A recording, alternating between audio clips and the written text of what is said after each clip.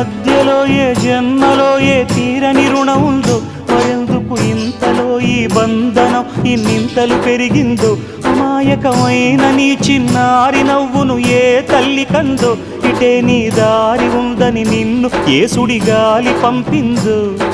పాపం పుణ్యం దేవుడికెరుక, పేదకు దొరికిన బంగారు కణిక, పాలు వెన్నాలేవని అనక ప్రేమను తాగి పెరగవెసిలక. వలేసే పాడు లోకం కంటపడక ఉండు నాయనక, ఇలా నా గుండెలోనే గువ్వల కొలు ఉండిపోయింక. ఇటే పోస్తే ఎమున్నైనా నిలేస్తానే, మరింక ఏ కీడు నీ వంక రాలే.